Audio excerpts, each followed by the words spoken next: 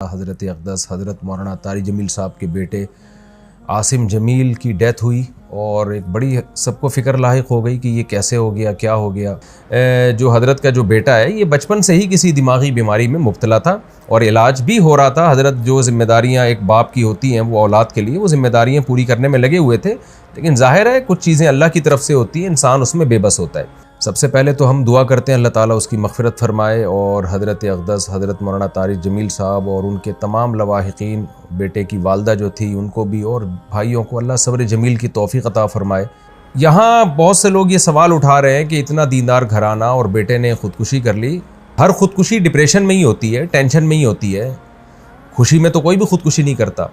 याक़ूब अलैहिस्सलाम को हम देख लें ना कि सारी ज़िंदगी बेटे के गम में रोते रहे मगर ख़ुदकुशी की तरफ नहीं गए। अमल को ख़ुदकुशी करार देना ये किसी भी तरह से ये बात दुरुस्त नहीं है और ये एक इल्ज़ाम है और जिस इस इल्ज़ाम का जवाब आपको क़यामत के दिन देना पड़ेगा। इंसान पर कुछ कैफ़ियत ऐसी आ जाती हैं कि जिसमें वो अपने कौल व अमल का ज़िम्मेदार नहीं होता और उसके कौल व अमल पे उसको ना गुनाह मिलता है, ना उसको दुनिया में सज़ा मिलेगी, ना आखिरत में सज़ा मिलेगी। ये वो जब है जब इंसान की दिमागी सलाहियत काम करना छोड़ दे।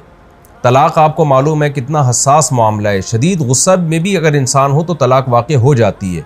सलासुन जिद्दुहुन्न जिद्दुन व हज़्लुहुन्न जिद्दुन, इस हदीस की रोशनी में। मुफ्ती तारिक मसूद के बयानात के लिए मुफ्ती साहब के ऑफिशियल चैनल मुफ्ती तारिक मसूद स्पीचेस को सब्सक्राइब करें। बिस्मिल्लाहिर्रहमानिर्रहीम नहमदुहु व नुसल्ली अला रसूलिहिल करीम। गुज़श्ता रात एक बहुत ही अफसोसनाक वाक़या पेश आया। हज़रत अक़दस हज़रत मौलाना तारिक जमील साहब के बेटे आसिम जमील की डेथ हुई और एक बड़ी सबको फ़िक्र लाहिक हो गई कि ये कैसे हो गया, क्या हो गया। अब उनके बेटे का मौलाना यूसुफ जमील साहब का बयान सामने आया है कि उसने ख़ुद को गोली मार के हलाक किया और डिप्रेशन का वो पेशेंट था।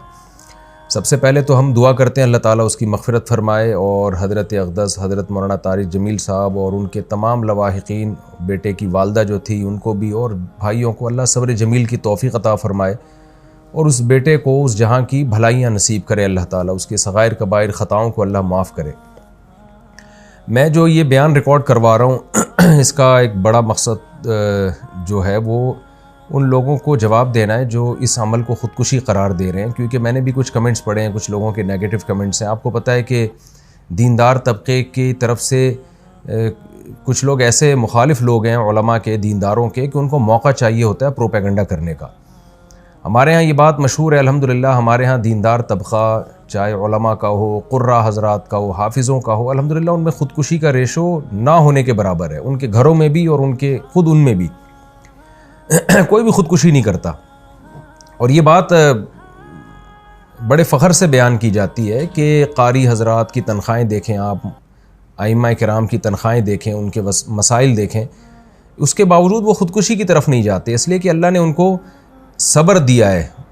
और याक़ूब अलैहिस्सलाम को हम देख लें ना कि सारी ज़िंदगी बेटे के गम में रोते रहे मगर ख़ुदकुशी की तरफ नहीं गए। तो यहाँ बहुत से लोग ये सवाल उठा रहे हैं कि इतना दीनदार घराना और बेटे ने ख़ुदकुशी कर ली। इसका जवाब मौलाना यूसुफ जमील साहब की तरफ से अल्हम्दुलिल्लाह आ चुका है कि वो भाई डिप्रेशन का पेशेंट था, वो उसको इलेक्ट्रिक के झटके दिए जाते थे, मेडिसिन खाता था वो, और डॉक्टरों ने ये भी हिदायत की हुई थी कि इसके पास कोई ना कोई रहना चाहिए, कुछ भी कर सकता है।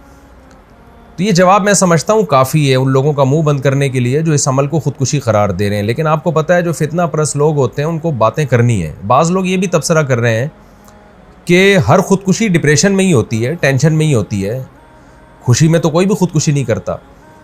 तो देखें ये टॉपिक डॉक्टरों का है, डॉक्टर बताते हैं और हमने मुशाहिदा भी किया है कि डिप्रेशन दो तरह की होती है। एक डिप्रेशन तो आम लोग जो दुनिया की मोहब्बत में डिप्रेशन में गए हुए हैं, एक डिप्रेशन वो होती है जो किसी दिमागी बीमारी की वजह से होती है। इसमें दीनदार लोग भी मुब्तला हो सकते हैं और इसका कोई इलाज, इसका इलाज ये नहीं है कि उसको सब्र की तलकीन की जाए, इसका इलाज मेडिसिन होती है, दिमाग में कुछ केमिकल आगे पीछे हो जाते हैं। ऐसे बहुत सारे पेशेंट हमने अपनी ज़िंदगी में देखे हैं, बहुत अच्छे लोगों को जिन्होंने बड़ी बड़ी टेंशनें झीली हैं, बर्दाश्त की हैं, लेकिन वो बैठे बैठे डिप्रेशन में चले जाते हैं, मेडिसिन लेते हैं तो सेट हो जाते हैं। वो दिमाग के कुछ केमिकल हैं जो आगे पीछे हो जाते हैं, यही वजह है। और ये नई बीमारी नहीं है, सदियों पुरानी बीमारी है। यही वजह है कि उलमा किराम ने ये मसला तलाक़ के मसाइल में बयान किया और कत्ल क़िसास वग़ैरह के मसाइल में बयान किया कि इंसान पर कुछ कैफियत ऐसी आ जाती हैं कि जिसमें वो अपने कौल व अमल का ज़िम्मेदार नहीं होता, और उसके कौल व अमल पे उसको ना गुनाह मिलता है, ना उसको दुनिया में सज़ा मिलेगी, ना आखिरत में सज़ा मिलेगी। ये वो जब है जब इंसान की दिमागी सलाहियत काम करना छोड़ दे। तलाक़ आपको मालूम है कितना हसास मामला है, शदीद गुस्सा में भी अगर इंसान हो तो तलाक़ वाक़ हो जाती है। सलासुन जिद्दुहुन्न जिद्दुन व हज़्लुहुन्न जिद्दुन, इस हदीस की रोशनी में। लेकिन उलमा ने बयान किया कि अगर कोई डिप्रेशन का पेशेंट है और उसके पास क़राइन है और वो उसका दिमाग सही काम नहीं कर रहा, ऐसी सूरत में वो बीवी को 100 तलाक़ें भी दे देगा तो नहीं होंगी, इसलिए कि उसका दिमाग ही काम नहीं कर रहा है ऐसे मौके पे। तो जब तलाक़ जैसे मसले में हम उलमाए किराम आज से सदियों पहले एक स्ट्रेस और डिप्रेशन का मरीज़ जिसका दिमाग काम करना छोड़ दे, उसके इस अमल को तलाक़ करार नहीं देते। वो ज़बान से कुफ्रिया कलिमात अगर ज़बान से निकालेगा तो वो काफिर नहीं होगा। हालांकि कुफ्र तो मजाक में भी अगर आप कुफ्रिया कलिमात ज़बान से निकालते हैं तो आप काफिर हो जाते हैं, लेकिन इतना बड़ा जुर्म भी माफ़ कर दिया अल्लाह ताला ने अगर उसका दिमाग काम नहीं कर रहा। तो ऐसे ही खूब समझ लें कि ऐसा डिप्रेशन का मरीज़ अगर किसी को कत्ल कर देता है या अपने आप को कत्ल कर देता है तो वो ना दुनिया में मुजरिम है, ना अल्लाह के यहाँ वो मुजरिम है। उसमें मलामत करना और किसी को बुरा भला कहना या कोई नेगेटिव बातें करना, ये जो बातें करने वाले लोग हैं वो मुजरिम हो जाएंगे। तो एक डिप्रेशन वो होती है जो दुनिया से दुनिया की मोहब्बत की वजह से, दुनिया की छोटी छोटी बातों को आप बहुत ज़्यादा बढ़ा लेते हैं, ये किस वजह से होती है? ये नापसंदीदा है, क्योंकि नेक लोग हमेशा सब्र करते हैं। लेकिन एक डिप्रेशन वो है जो आपको किसी दिमागी बीमारी की वजह से, तो ये बचपन से इसकी जो हमें तहकीकात से मालूम हुआ है कि ये जो हज़रत का जो बेटा है ये बचपन से ही किसी दिमागी बीमारी में मुब्तला था और इलाज भी हो रहा था। हज़रत जो ज़िम्मेदारियाँ एक बाप की होती हैं वो औलाद के लिए वो ज़िम्मेदारियाँ पूरी करने में लगे हुए थे, लेकिन ज़ाहिर है कुछ चीज़ें अल्लाह की तरफ से होती हैं, इंसान उसमें बेबस होता है।